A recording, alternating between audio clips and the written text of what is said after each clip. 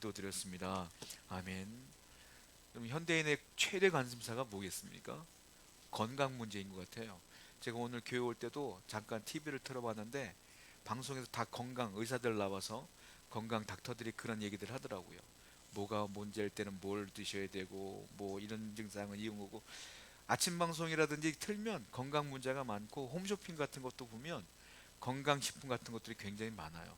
그래서 사람들 보면 또 연초에 물어보잖아요. 올해 소원이 뭡니까? 라고 물어보면 다 거의 90% 이상은 가족 건강이에요. 다 건강했으면 좋겠어요. 라는 얘기가 많죠. 그 건강에 대한 생각들이 많으니까 요즘 젊은 분들은요. 또 러닝 크루를 만들어서 또 달리기를 또 많이들 하더라고요. 또 여러분 운동들 많이 하면서 건강 유지에 힘을 쓰지 않습니까? 한 통계 자료에 의하면 현대인의 47% 정도가 자기의 건강, 자신의 건강이 내 인생의 최대 관심사라고 얘기하는 경우가 많대요.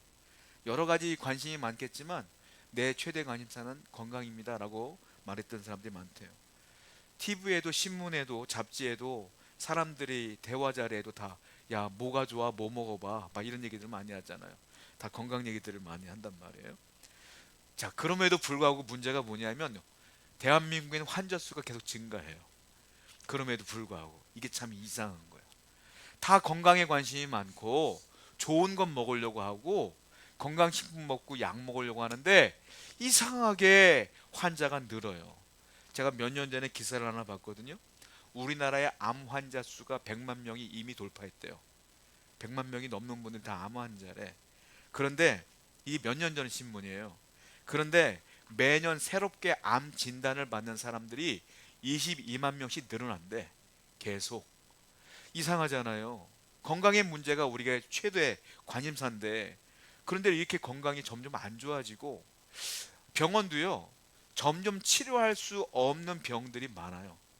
저는 병들을 들 때마다 이거 처음 듣는 병들이 많더라고요. 난치병들, 불치병들 이런 거 보면 처음 듣는 병이 많아. 근데 그런 병들은 못 고쳐. 아무리 21세기에 21세기의 의술이 발달해도 좋은 약이 있어도 못 고치는 게 너무 많다는 거예요. 자, 이 와중에 우리 성도님들은 이런 건강의 문제를 대할 때 어떤 태도로 대해야 되는가? 이게 또한 신앙인들에게 중요한 거예요. 자, 염두에 둘 게 뭔지 아세요? 건강 중요합니다. 건강 관리 중요해요. 그런데 간과하지 않아야 될 게 있어요. 뭔지 아세요? 건강은 중시하지만 결국은 인간은 다 죽어요, 어차피. 이건 잊지 말아야 돼. 건강 문제가 중요하지만 결국은 돌아가셔. 우리의 부모님 세대도 또한 나 또한 내 자녀들도 결국은 세상을 떠날 수밖에 없는 것이 인생이다라는 겁니다. 그러니까 오늘 성경 본문에 중요한 게 뭔지 아세요? 예수님이 다 고쳐줘. 병들을 다 고쳐줘. 치유하셔. 근데 예수님의 사역을 다 보시면 아무나 치유하지 않아요. 가는 곳마다 치유하지 않아요. 희한해요. 그러면 성경이 모자랄 거예요, 아마. 그렇지 않지 않습니까? 많은 사람 중에 한두 명만 고쳐줘. 38년 된 병자만 딱 골라서 고쳐줘. 이상하잖아요.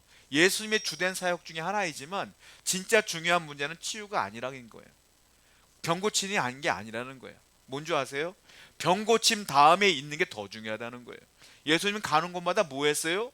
구원을 전파했어. 왜냐? 사람은 병 고침 받아도 결국 죽어. 그런데 영원히 죽지 않아, 사람은. 그러니까 더 중요한 게 뭐겠어요? 영원히 죽지 않는 영생이 더 중요한 거예요. 그 예수님은 말씀을 보게 되면 병도 고쳐주시지만 항상 말씀을 중요하셨다. 말씀을 전하면서 그들이 예수 믿게 하는 것, 하나님 믿게 하는 걸 더 중요하게 여겼다는 거예요. 자, 치유는 어떻게 일어났을까요? 성경을 볼게요. 출애굽기 15장 26절 말씀이에요. 읽어봅니다. 시작. 나는 너희를 치료하는 여호와임이라. 우리가 잘 아는 말씀이에요. 하나님이 직접 말씀했어요. 나는 너희를 치료하는 여호와임이니라. 이걸 뭐라고 말하죠? 여호와 라파. 나는 히브리어로 여호와 라파. 나는 치유의 하나님이다 라는 거예요. 원문은 야훼 로페이카라고 해요.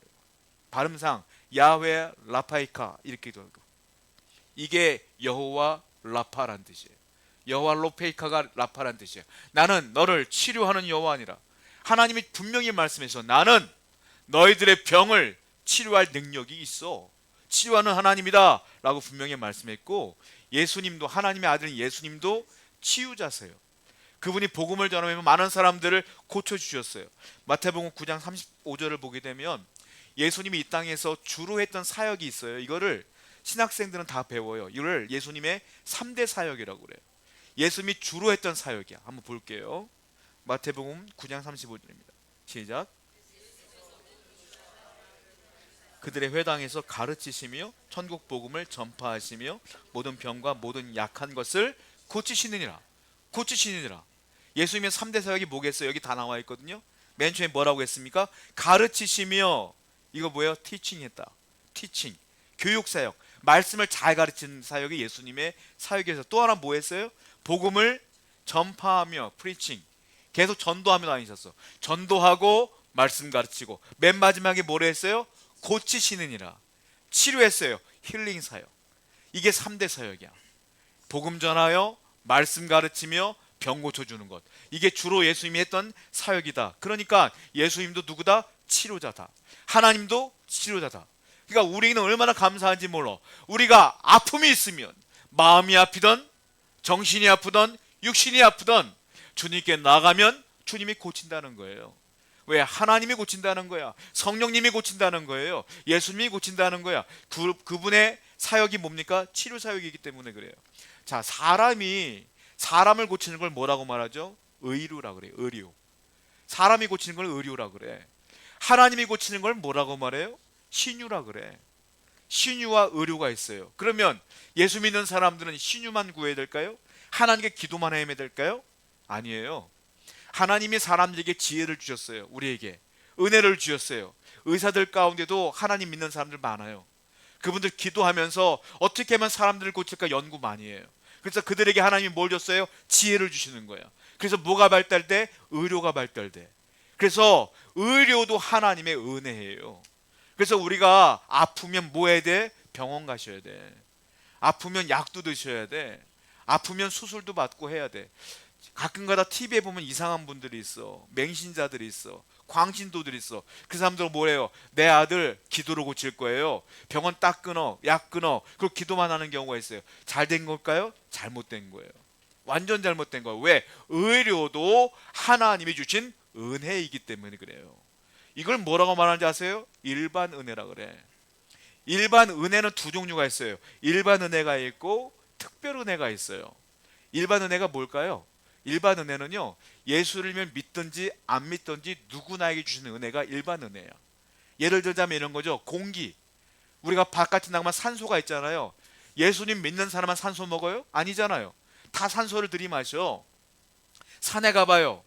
피톤치드 아니야. 우리가 다 거기서 좋은 산소를 먹어. 다 믿는 사람이나 안 믿는 사람이나 바다 가봐. 다 아름다워. 다 보는 거야. 햇빛 봐봐. 다 똑같아. 이걸 뭐라고 말하냐? 일반 은혜라 그래. 그러면 의료는 뭐겠어요? 일반 은혜야. 병원 가면 예수 믿는 사람만 받아요? 아니잖아요. 예수 믿던데 안 믿던데 다 병원 가잖아. 이걸 일반 은혜라 그래. 그런데 아까 뭐라 그랬습니까? 하나님을 고치는 걸 뭐라고요? 신유. 신유는 특별 은혜예요. 이건 예수를 안 믿으면 못 받는 거예요. 하나님께 기도하는 자에게 하나님이 주는 특별한 은혜가 신유다. 그러니까 예수 믿는 사람은 두 배로 복받아. 뭐예요? 아프면 병원 갈 수 있어. 또 하나 병원을 안 고쳐지면 뭐 할 수 있어? 기도할 수 있어요. 그럼 하나님이 고쳐주는 거야.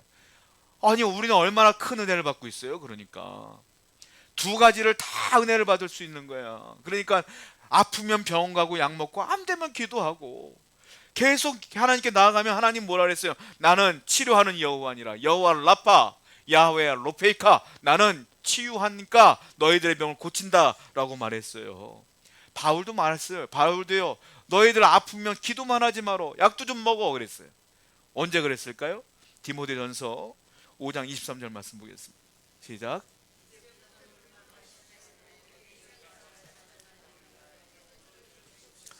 디모데가 누굽니까? 바울이 사랑했던 영적인 아들이에요. 디모데도 목사님이십니다. 디모데에게 이렇게 말해요. 디모데야, 너는 위장이 참 안 좋은 건 내가 알아. 너는 밥만 먹으면 맨날 소화가 불량이 걸리고 맨날 배가 아프잖아. 너 그렇게 해서 살고 오래 못한다. 그러니까 너 어떻게 될까? 이거 고쳐야 될 거 아니냐. 그래서 뭐라고 말했어요? 디모데야, 너는 이제 네 병을 위해서 뭐하라? 뭐하라? 포도주를 조금씩 써라. 포도주를 써라. 옛날에 우리 어르신들 민간용법에서 그 술 조금 포도주 먹으면 약 된다 그랬잖아요 옛날에. 똑같은 말이에요. 포도주는 이 당시에 약이요. 옛날 어르신들 보게 되면 이런 얘기 하잖아요. 애가 벌에 쏘였어. 뭐 발라요? 된장 발로 옛날에. 그 약이래. 된장은 먹는 거지 뭐 약이요. 된장은 먹는 거지. 더 어릴 때 저 시골에서는 그런 말도 했어요. 애가 경기 일으키고 쓰러지잖아요. 그럼 뭐 먹인 줄 아세요? 어르신들 아시죠? 똥물 먹였어요 옛날에. 맑은 똥물. 그게 그거 먹여도 돼요 그게 약이요. 근데 민간요법으로 먹였잖아 그거 다. 그렇잖아요. 바울이 똑같은 말 하는 거야. 디모데야 기도만 하지 말고 너 하나님을 사랑하는 거 알아. 약도 좀 먹어. 포도주 좀 먹으면서 치료도 해. 그것도 하나님의 은혜니까. 그러니까 무슨 말이에요? 약과 기도를 병행하라. 믿는 분들은 그렇게 해서 건강을 유지하라고 지금 바울이 얘기하고 있는 거예요. 자, 또 볼까요? 야고보서 5장 14절 말씀입니다. 읽어봐요. 시작.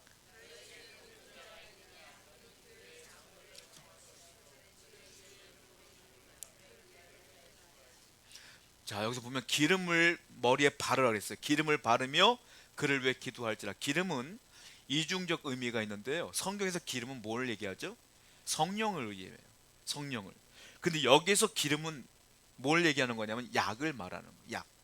그러니까 연고 바르는 것처럼 옛날에는 올리브유 같은 걸 바르는 거예요. 우리나라 사람이 된장 바르는 것처럼 상처나면 기름 바르는 거예요. 쉽게 말하면. 그러니까 어떻게 하냐? 이 이중적 의미가 있어요. 기름, 성령을 의지하며 기름을 발라라, 약도 써라. 맨 마지막 뭐 그랬어요? 그래서 그를 위하여 뭐하라? 기도할지라. 이게 두 가지를 다 하라는 거예요. 약도 먹고 약도 쓰면서 기도해라. 그러면 하나님께서 너를 고쳐주실 것이다 라는 거예요. 신유만 고집해서는 안 된다라는 거예요. 제가 어떤 집사님에게 간증 들은 적이 있거든요. 집사님이 어느 날 저한테 그러더라고요. 목사님 제가 한 명 살렸습니다. 그런 거. 어떻게 살렸는데요? 그러니까 제가요 아침에 교회에서 기도를 하는데 저는 매일 가요.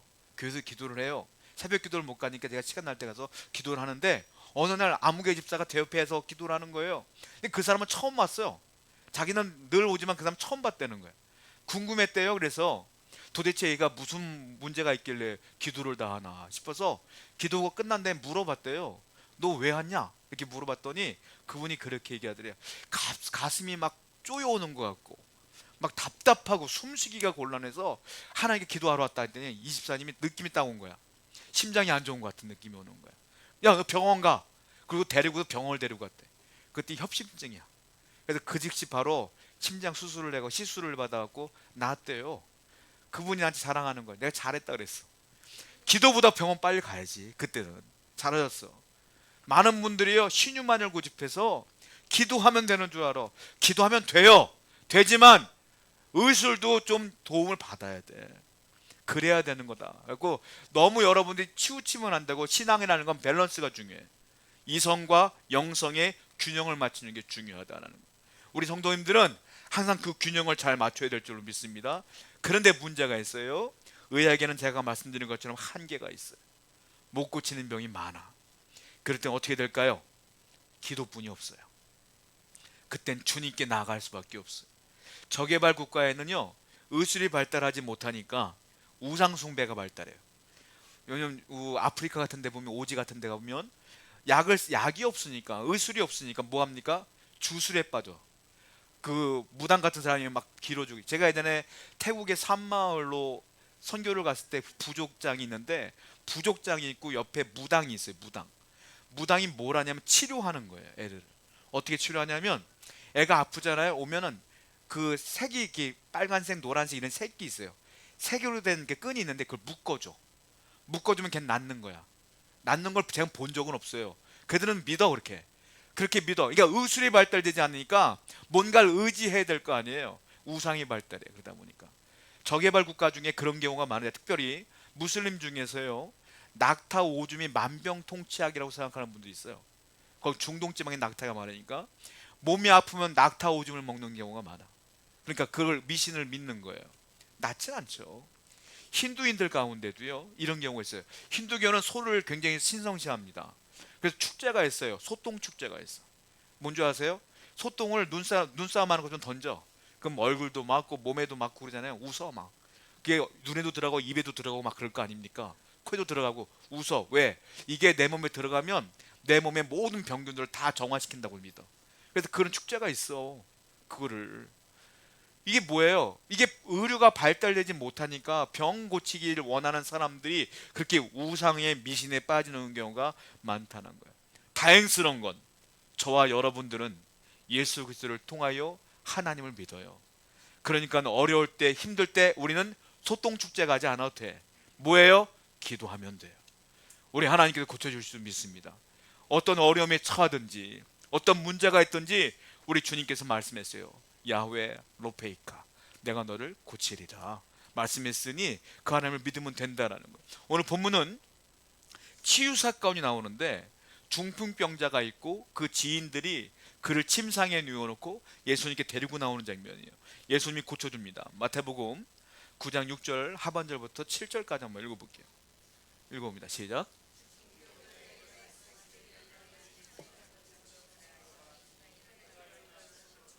예수님이 중풍병자에게 뭐 특별히 약을 쓰는 것도 아니에요. 뭐라고 말하니까 야 침상을 들고 집에 가. 그랬더니 그가 믿음으로 침상을 들고 집에 갔어요. 중풍병자가 고침받은 거야. 그 순간 믿음으로. 여러분 내가 계속 누워 있었는데 야 침상 들고 집으로 가 그러면 누가 일어날 수 있겠어요? 근데 이 사람은 일어났어. 왜요? 믿으니까 일어나 본 거야. 그때 일어나진 거죠. 믿음으로 고쳐준 거예요. 믿음을 보시고 하나님께서 예수님께서 고쳐주신 거예요. 여러분들도 저는 모르지만 여러분들도 다 간증이 있을 줄로 알아요. 내가 어떨 때 어떻게 힘들었을 때 어떻게 아팠을 때 내가 기도했을 때 나았다 이런 간증들이 있을 줄 알아요. 저도 그런 경우가 있었거든요. 열병으로 막 누워있을 때 어릴 때였어요. 어머님이 우리 담임 목사님을 초청했어. 저한테 오라고 목사님이 안수를 해주시는데 막 머리에 손을 얹자마자 제가 눈을 감고 있는 가운데 환상이 보였어요. 어릴 때 제가 초등학생이었을 것 같아요. 그 당시 지금까지 기억나. 목사님 머리에 손을 딱 얹는데 시커먼 그 나방 있잖아요. 나방이 내 얼굴 덮고 있었던 거야. 근데 목사님이 기도하는 순간 그 나방이 확 날아가더라고. 앞이 딱 보이는 거야. 그리고 그 즉시 열이 떨어졌어요. 제가. 그리고 우리 아버지도 그렇고 어머니도 그렇고 너는 희한하게 목사님이 기도만 하면 나 그러더라고요. 저는 그 간증들이 있어요. 어릴 때부터 계속 그런 치유의 간증들이 있어. 여러분들도 있겠죠. 여러분들도 그런 간증이 있을 거예요. 분명히. 자, 의학자들 중에서도 이런 간증들이 있어요. 특별히 프랑스의 외과 의사이며 생물학자로 노벨 생리의학상을 받았던 분이 계시는데요. 알렉시스 카렐이라는 분이 있어요. 이분이 이런 간증을 했어요. 리더스 다이제스트에 기고한 길 가운데 의사예요. 노벨상을 받은 의사예요. 이분이 잡지에 이런 글을 쓰였어요. 나는 의사이지만 기도가 인간이 만들어낼 수 있는 가장 강력한 에너지라는 걸 믿는다. 기도가 에너지라고 믿는다는 거예요. 왜냐하면 지구에 중력이 있지 않습니까? 중력을 보는 사람은 없어요. 근데 중력이 있는 걸 믿는 것처럼 나는 기도의 에너지를 믿는다. 나는 의사이지만 내가 아무리 고쳐도 못 고치는 병들을 기도하여 고침받는 걸 많이 봤기 때문이다. 이렇게 말해요. 의사이지만 믿을 수밖에 없다는 거예요. 분명히 의술로는 한계가 있는데 기도했더니 낫더라는 거예요. 그래서 분명히 하나님은 살아계심을 나는 믿는다라고 노벨상 받은 의사가 이런 고백을 했어요. 이런 고백들이 넘쳐난다는 거예요. 여러분 88 올림픽 때 탁구 금메달리스트 가운데 유남규 씨 아시죠? 유명하신 분이잖아요. 왼손잡이 탁구 선수. 그분이 금메달을 땄는데 그분보다 더 유명한 신앙인이 있어. 여자 선수 가운데 현정화 씨와 함께 복식에서 금메달 딴 분이 있죠. 양영자라고 하는 분이 있어요. 선교사님이셔요. 몽골로 선교사 갔다가 한국 돌아오셨잖아요. 믿음이 얼마나 좋은지 몰라. 이분이요 탁구 선수 국가대표들 다 전도했어. 그 중에 유남규 씨도 전도한 거야. 근데 유남규 씨가 탁구 그 당시 얼마나 촉망받았습니까? 금메달리스트 가능하다 해서 얼마나 많은 언론들이 집중했어요. 근데 부상이 생긴 거예요. 탁구를 하려고 했더니 팔이 안 올라가. 병원 갔더니 병원 의사 선생님이 뭐라고 말하냐면 근육이 내려앉았습니다. 어깨가 내려앉았습니다. 그리고 힘줄이 늘어났습니다. 요대로 운동하면 메달 따기가 쉽지가 않을 거예요. 이렇게 진단이 나온 거예요. 그런데 그 순간 그 전도를 받고 자기도 하나님을 믿는 사람이 되었거든요. 하나님을 의지해야 된다는 생각이 든 거야. 유남규 씨가. 그래서 뭐 했냐? 2주간 훈련을 할 수가 없는 상태니까 기도만 해요. 하나님을 의지하면 기도만 합니다. 근데 낫지를 않았어. 2주가 지나도 여전히 아파. 근데도 하나님을 믿는 거예요. 도우실 걸 믿습니다. 하고 나가는 거야. 근데 이상하게 게임하면 안 아파. 근데 게임 끝나면 또 아파. 또 게임하면 안 아파. 게임 끝나면 아파. 그리고 뭐 했어요? 금메달 딴 거예요. 그리고 그분이 고백한 게 있어요. 이 금메달은 하나님이 주신 거예요. 이 고백을 했어요, 그분이. 여러분, 이런 고백들이 넘쳐날 줄을 믿어요. 지금도 하나님은 살아계셔요. 구약도 계셨고 신약에도 치료하는 하나님이 계셨고 88년도 올림픽에도 계셨고 지금도 계셔요. 할렐루야. 그 하나님이 우리 하나님이 아니겠습니까? 그런 은혜가 있어요. 그런데 중요한 게 있어요. 예수님이 이 중풍병자를 고치는데 병만 고친 게 아니야. 병 고치는 과정이 중요해요. 우리가 잊어먹고 놓치는 중요한 순간이 있는데 예수님은 병 고쳐주는 것보다 더 중요한 부분이 있다는 거예요. 성경 볼게요. 마태복음 9장 2절입니다. 시작.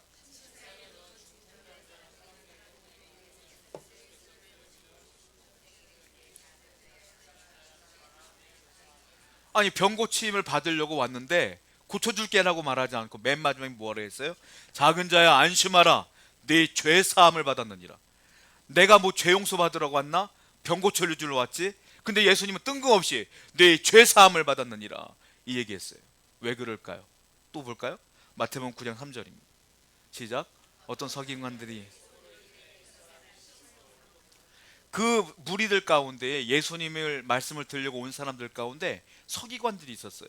서기관은 누구냐면 말씀 학자들이에요. 학자. 지금으로 말하면 어쩌면 신학교 교수들 같은 그런 분들일 거예요. 이 말씀학자가 보니까 예수님이 갑자기 뜬금없이 네 죄사함을 받았느라니까 신성모독하네. 죄사함은 하나님만 해주는 거지. 너 예수 너는 사람인데 무슨 네가 죄사함을 받아줘? 이렇게 얘기하고 있는 거예요. 성경학자지만 하나님이 그 앞에 있는데도 못 알아봐.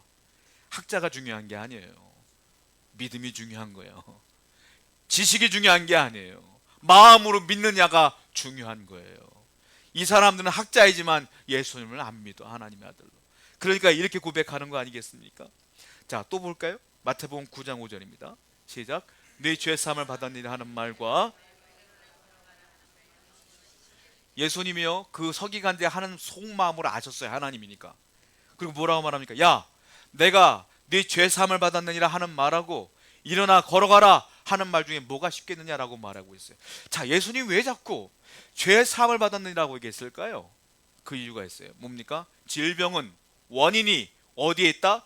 죄에 있다. 죄에 있기 때문에 죄사함이 먼저다. 사망은 어떻게 왔어요? 죄 때문에 왔다. 그래서 죄사함이 중요한 거다. 그렇다고 해서 병만 걸리면 내가 죄 때문에 그래 그런 게 아니에요. 왜냐면 환경적 요인도 있고 유전적 요인도 있고 내가 건강관리 잘못해서 있는 거예요. 그런데 근본적인 원인은 죄 때문이다 라고 이걸 가르치기 위하여 주님께서 하신 거라는 거예요. 그리고 주님께서 말씀했어요. 죄사함을 받았느니라 하고 일어나 걸으니라고 뭐가 쉬울겠어요? 어떤 게 쉬울까요, 여러분? 이거는 답이 저는 1번일 수도 있고 2번일 수도 있다고 생각해요. 생각해봐요. 자, 중풍병자야 일어나 걸어가 했을 때 이 사람이 못 일어나. 그럼 예수님 망신이지. 이거 어려운 거 아니겠습니까? 근데 죄사함을 받았느니라 이 말은 이건 눈으로 안 보여. 그러니까 어쩌면 이게 더 쉬울 수도 있지. 그런데 이것도 어려울 수도 있어요. 왜냐? 서기관들이 지금 어떤 마음으로 예수님 바라보고 있는지 알거든. 예수님이. 근데 서기관들이 보는 가운데 죄사함을 받았느니라 이 말을 하면 거리를 주는 거예요. 죽일 거리를. 그거 예수님이 알고 있거든. 근데도 굳이 얘기를 했어. 이것도 쉬운 얘기가 아니잖아요. 그런데 예수님이 이렇게 아무렇지도 말한다는 건 뭡니까? A도 B도 다 쉬워. 주님께 용서해 주는 것도 쉽고 병 고쳐주는 것도 쉬운 거예요. 하나님께. 사람에게는 어렵죠. 사람에게는 암은 어려워. 감기는 쉬워. 하나님께는 암도 쉬워. 감기도 쉬워. 중풍병도 쉬운 거예요. 하나님께는. 할렐루야. 왜? 그분은 창조주이니까. 그러니까 우리에게만 어려운 거지 주님께는 아무것도 어렵지 않아요. 그러니까 힘들 때 어려울 때 여러분 문제가 발생될 때 기도하셔야 돼요. 주님께서 분명히 역사하실 줄로 믿습니다. 또 봐요. 성경 마태복음 9장 6절부터 7절입니다. 시작. 그러나 인자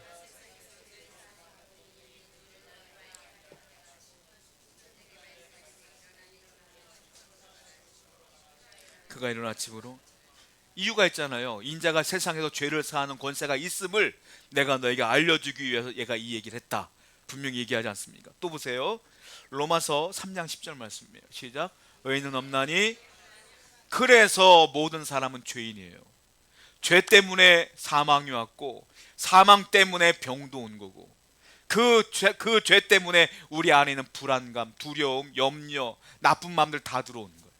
그러니까 모든 원인은 죄 때문이다라고 분명히 얘기하고 계시는 것이다라는 거예요.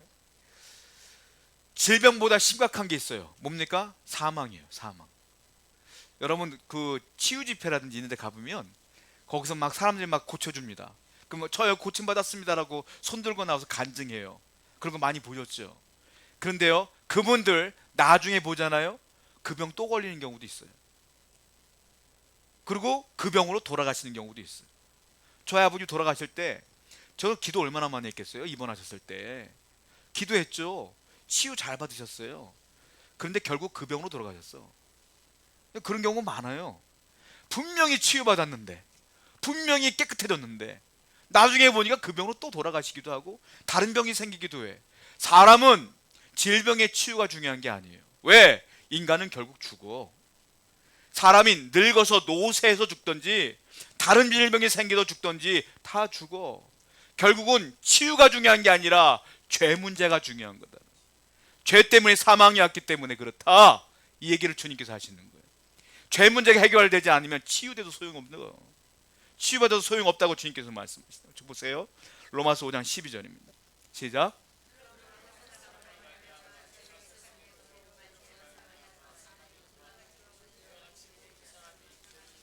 죄로 말미암아 사망이 왔어요. 그래서 모든 사람은 죄인이기 때문에 사망이 모든 사람에게 임한 거예요.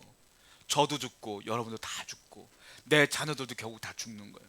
다 죄인이기 때문에 어쩔 수가 없다. 그래서 주님은 이 땅에 계실 때 치유보다 더 중요한 사역을 하신 거예요. 뭐예요? 구원 사역을 더 하신 거예요. 그 죄 문제를 해결하기 위해서 더 노력하신 거예요. 사망은 성경에서 세 가지로 얘기해요. 처음에 사망, 죽음, 이건 뭐냐면 분리예요. 분리.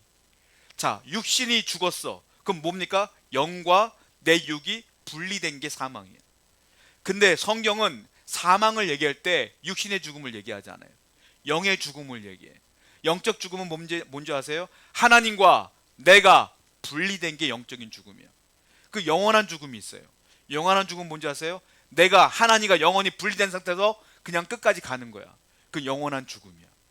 인간은요, 생애가 있죠. 생애. 100세 정도 되면 뭐 몇 세부터 태어나서 100세, 뭐 102세 이렇게 살았다, 이렇게 생애가 있잖아요. 성경에서 보면 생애가 없어. 인간은 불멸이야. 여러분은 불멸이에요. 육신이 죽는 것뿐이지 내 영은 살아있어 끝까지. 그 영이 천국에 가느냐 지옥에 가느냐의 차이지. 결국 인간은 불멸이야. 육신은 죽어도 인간은 불멸이라는 걸 보세요. 로마서 6장 23절입니다. 시작. 죄의 삭은 사망이요. 죄의 삭은 사망이에요. 근데 하나님의 은사는 은혜요, 선물이야. 하나님의 선물은 예수 안에 있는 영생이니라. 예수를 믿으면 뭐가 된다? 영생을 얻는다. 그래서 주님께서는 이 영과 육의 치유자로 오신 거예요. 육만 치료받는다고 해서 되는 게 아니에요. 내 영이 치료받아야 되는 것이다. 이 얘기를 하고 계시는 것이다 라는 거예요. 목회를 하다 보면 돌아가시는 분들도 뵙기도 하고 그러거든요. 저는 못 봤는데 제가 아는 어떤 목사님이 신기한 경험을 했다고 저에게 말씀을 해주시더라고요. 간암으로 돌아가신 집사님을 방문했는데 갈 때마다 민망했대요. 왜냐면 간이 안 좋으면요 황달이 있어요. 황달이. 제가 예전에 급성 간염으로 입원을 한 2주 정도 한 적이 있거든요. 병원에서 죽는다 그랬어요. 그 당시 간세포가 다 파괴돼 가지고 제가 간 수치가 그때 2000배가 넘었나 일반인들하고. 그 저보고 마약했냐고 물어봤다니까요. 이를 그렇지 않으면 이게 불가능한 거라고. 제가 수련회 집회 끝나고 찜질방 한번 갔다가 이렇게 간이 파괴된 건데 나보고 그런 얘기를 하더라고. 은혜 받은 사람한테, 은혜 끼친 사람한테. 결국 근데 특징이 뭔지 아세요? 얼굴부터 온몸이 그냥 노래. 그냥 제 얼굴이 노래 그냥. 근데 간암으로 돌아가신 분을 제가 아는 목사님께서 방문하셨는데 민망할 정도로 노란 거야. 갈 때마다 점점 더 노래지는 거야. 그 임종을 엄마 안 나봤을 때, 근데 이 집사님이 갈 때마다 맨날 웃어. 믿음이 너무 좋으셔서 갈 때가 다가오니까 더 좋아요 이러면서 막 웃어. 갈 때마다 은혜 받고 오시는 거야 이 목사님. 근데 어느 날 결국 돌아가셨거든요. 돌아가시는 임종자리를 지키셨대. 지켰는데 희한한 경험을 했다는 거예요. 분명히 돌아가시는 순간에 그 노랬던 얼굴이 하얘지더래. 그때 느낌이 딱 왔대요. 천국 가셨구나. 그 느낌이 왔다는 거예요. 이야, 하나님이 그 영혼을 계속 어루만져 주시면서 완벽하게 천국으로 인도하시는 것. 그때 그 목사님이 저한테 고백하더라고요. 이 땅에서 병든 거 중요하지 않더라. 천국 가는 걸 내 눈으로 보니까 그게 중요하더라. 정말로 그게 중요한 걸 깨달았다는 거예요. 이론이 아니라 실질적으로 봤다는 거죠. 여러분, 주님께서는 누누이 말씀하시잖아요. 치료보다 더 중요한 게 죄 문제다. 네 영혼이 회복되는 게 더 중요하다고 말씀하시는 거예요. 자, 누가복음 17장을 보게 되면 10명의 문둥병자가 나옵니다. 나병 환자가 있어요. 예수님이 그 사람들 다 고쳐줬어. 10명의 나병을 다 문둥병 못 고치는 병이잖아요. 예수님이 다 고쳐줬어. 다 고쳐줬는데요, 그 10명 중에 9명은 집으로 가서 막 갔고, 한 명이 가다가 돌아왔어요. 돌아와서 예수님께 감사하다고 인사하고 갔어. 그 사람이 사마리아 사람이야. 성경을 볼게요. 누가복음 17장 19절입니다. 시작. 10명이 고침받았는데 9명은 집에 갔어요. 예수님 물어봐요. 왜 너 혼자 왔냐? 9명도 다 고침받았을 텐데. 모르겠고요. 저는 감사해서 왔어요. 그랬더니 주님 뭐라고 그랬어요? 병 고쳐준 것 뿐만이 아니라 네 믿음이 너를 구원하였느니라까지 주신 거예요. 9명은 병 고침받았어. 구원은 못 받았어. 근데 이 10번째 사마리아 사람은 병도 고침받고 구원까지 받은 거예요. 정말로 중요한 문제는 이 구원의 문제라고 계속 성경은 얘기하고 있는 거예요. 여러분, 그렇습니다. 저는 그렇게 생각해요. 자손들에게 무엇을 물려줄까 우리가? 자, 재물을 물려주는 건 조금 물려주는 거예요. 물질은 사라지는 거예요. 결국 재물을 물려주는 건 조금 물려주는 거야. 그런데 공부를 잘 가르치는 건 많이 물려주는 거라고 생각해. 그런데요, 신앙을 물려주는 건 전부를 물려주는 거예요. 왜? 하나님이 그와 영원히 함께 할 거니까. 신앙을 물려주셔야 돼. 믿음을 물려주셔야 돼. 우리가 항상 어렵고 힘든 일을 닥칠 때마다 먼저는 치유를 받고 정말 어떻게든 하나님께 해결을 받으려고 하지만 어려울수록 더 기도하셔야 돼. 그러면 주님께서 오늘 말씀처럼 여러분의 영혼까지도 어루만져주는 놀라운 축복이 임할 줄로 믿습니다. 기도하겠습니다.